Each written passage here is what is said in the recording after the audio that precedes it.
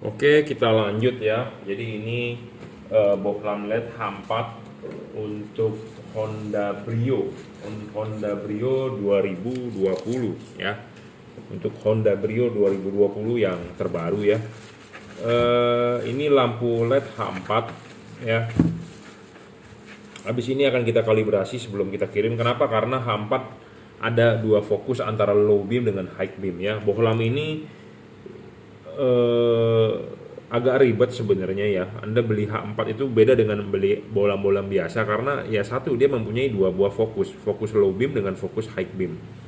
Jadi fokus low beam dengan high beam itu saling berkaitan. Kalau Anda nyeting low beamnya terlalu bagus, high beamnya biasanya jelek. Anda nyeting high beamnya bagus, low beamnya yang jelek ya. Jadi kita harus memilih tengah-tengah lah ya, yang idealnya bagaimana gitu ya. Jadi makanya kenapa bohlam LED itu bagusnya itu harus pakai syaratnya itu ya bisa di adjustable sebagai syarat bohlam bagus gitu ya.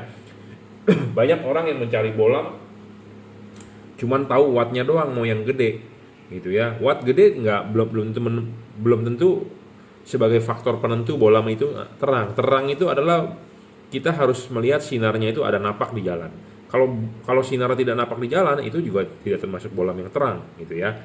Jadi makanya satu syarat bohlam bagus itu watt dan luxnya harus gede. Gedenya ini levelnya bohlam ini cuma 30 watt, tidak bisa lebih ya. Syarat bohlam bagus kedua adalah dia harus stabil ya. Stabil itu artinya tidak ngedrop ya. Jadi tidak ngedrop ya. Ngedrop maksimal 10% it's okay. Kalau lebih dari 50%, 40%, 30% ya tidak bagus gitu ya. 10% aja sudah 3 watt loh kalau 30. Jadi ngedrop boleh tapi tidak boleh terlalu banyak. 3 sampai 5 watt lah ya.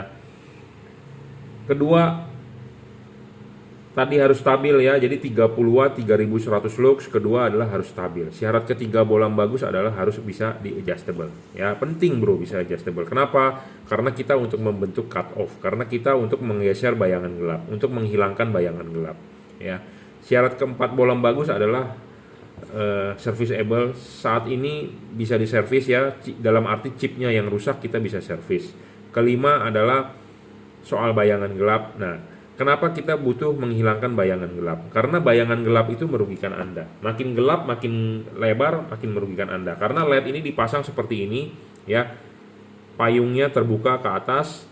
Nah, bagian yang atas ini akan sinarnya tidak ada. Jadi namanya bayangan gelap, ya. Nah, bohlam yang bayangan gelapnya besar dan terlalu gelap itu merugikan, jelek, ya. Ini bohlam bayangan gelapnya tidak terlalu gelap ya, masih remang-remang, masih it's okay ya, tidak terlalu besar juga. Banyak LED yang di pasaran bayangan gelapnya gelap dan terlalu besar ya. Sebenarnya ini ada keuntungan, kenapa? Karena chipnya ada lensa ya. Kalau chipnya mendem juga bayangan gelapnya pasti gelap ya, karena chipnya ada lensa jadi menguntungkan. Jadi Anda lihat dari sini masih nongol chipnya ya, ada lensa ya. Jadi ini keuntungan untuk yang menggunakan bohlam chip Cree ya. Padahal dia bayangan gelapnya seharusnya besar kalau chipnya pipih. Tapi karena chipnya ada lensa, jadi lensa itu membantu pembiasan. Saya pernah memotong lensanya, ya. Banyak forum di luar negeri yang motong lensanya jadi supaya dedum atau apalah istilahnya ya, jadi supaya pembiasannya lebih bagus. Ternyata merugikan, ya. Jadi apa adanya begini lebih bagus, ya. Karena ada lensa ini ada keuntungannya, ya. Sinar yang ke depan ini jadi bisa terbantu oleh pembiasan dari lensa tersebut ya, jadi bayangan gelapnya bisa kecil dan tidak terlalu gelap.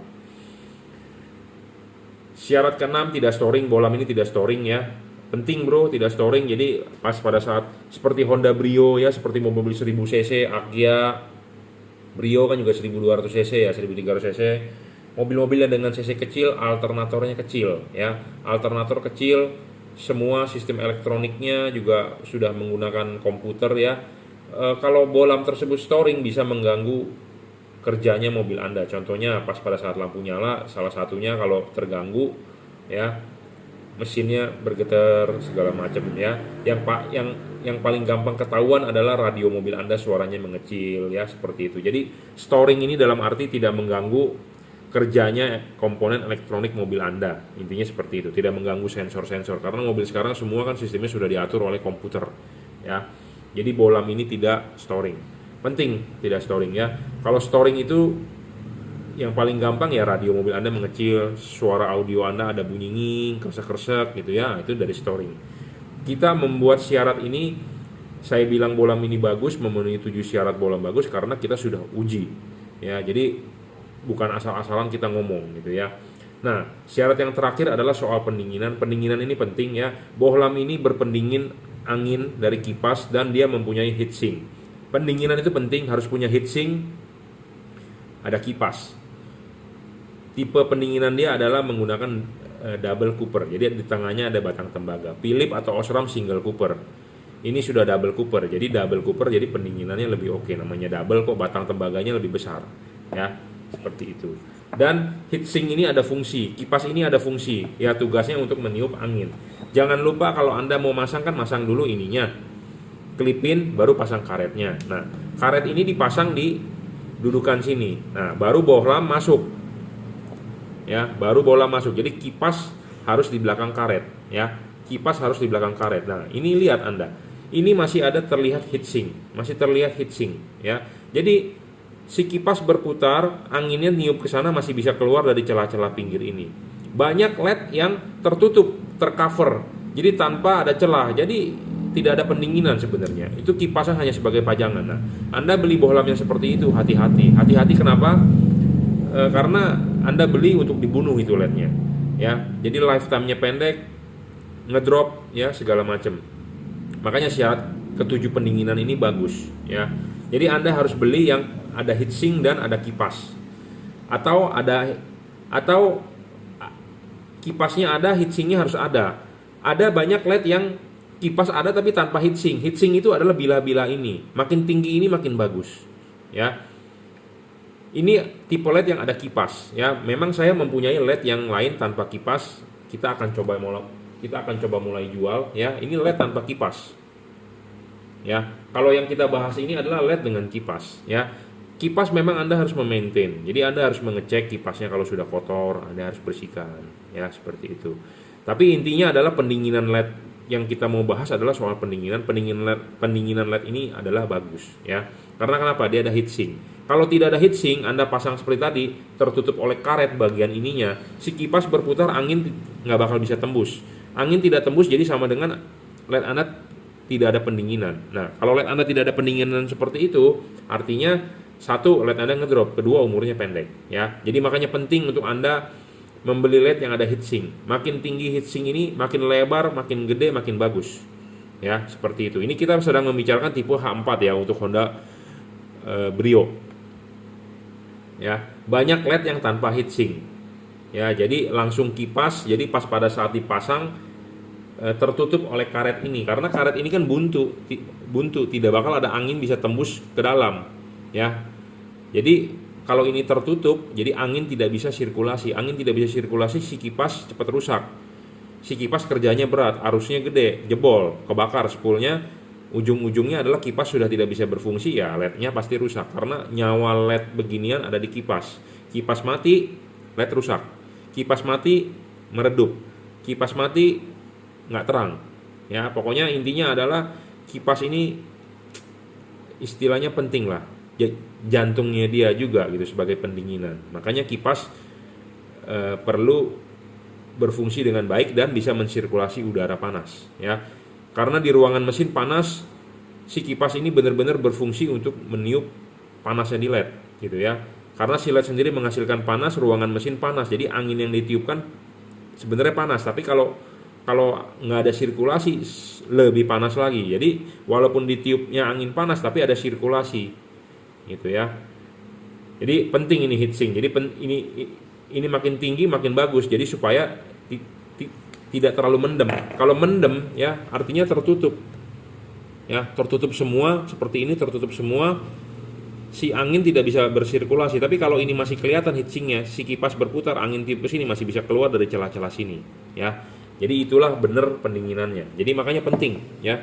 Banyak orang mencari bohlam bagus, semua mencari bohlam yang bagus. Nggak ada orang bilang, Pak saya mau beli bohlam yang jelek. Pedagang pun begitu, menawarkan barang pasti semua bilang produknya bagus. Deskripsinya indah-indah bro, semua di online shop ditulis sebagus-bagusnya. Tidak bakal ada yang menulis kejelekannya. Ya, tapi Anda perlu tahu, jangan sampai Anda dibohongi, jangan sampai Anda nggak paham ya. Anda kalau sudah melihat review saya ini, share lah ke teman Anda, ke saudara Anda, ya, yang mau beli LED, supaya paham gitu ya. Jadi bohlam bagus itu harus ada syaratnya. Apa sih bagusnya gitu loh. Semua pasti bilang bagus. Pedagang apalagi, semua pasti bilang bagus. Tapi bagusnya di sisi mana? Gitu ya, penting. Nah, barang sebelum dikirim akan kita kalibrasi. Apa sih yang dikalibrasi? Banyak orang yang bertanya, ya ini payungnya. Akan kita lebih buka lagi. Ya, akan lebih kita buka lagi. Kenapa? Karena fungsi payung ini adalah untuk cut off. Ya, cut off ini sebenarnya menghalangi keluarnya cahaya. Ya, menghalangi keluarnya cahaya. Kenapa? Karena ya untuk pattern, untuk cut off, jadi untuk lampu dekat ya ada cut off-nya. Cut off itu dibentuk oleh payung ya. Bohlam ini ada cut off-nya ya, jadi kita mengkonversi dari halogen ke LED, makanya kita harus mencari LED yang mirip seperti halogen payungnya ya. Payungnya seperti halogen, lebih bagus dibandingkan payungnya yang bukan seperti halogen ya, seperti itu. Ya, oke, cukup reviewnya. Saya sudah banyak review tentang tipe ini diulang-ulang ya, tapi saya sudah mengulang-ulang, masih banyak juga yang belum paham ya. Jadi akan kita share terus. Hari ini adalah hari raya Idul Fitri ya, kita tidak ada libur karena memang tidak libur, ada larangan mudik ya, jadi kita juga tidak liburan. Tetap akan kita kirim ya, JNT, JNE, Gojek masuk terus, kita istilahnya standby ya. Oke, terima kasih.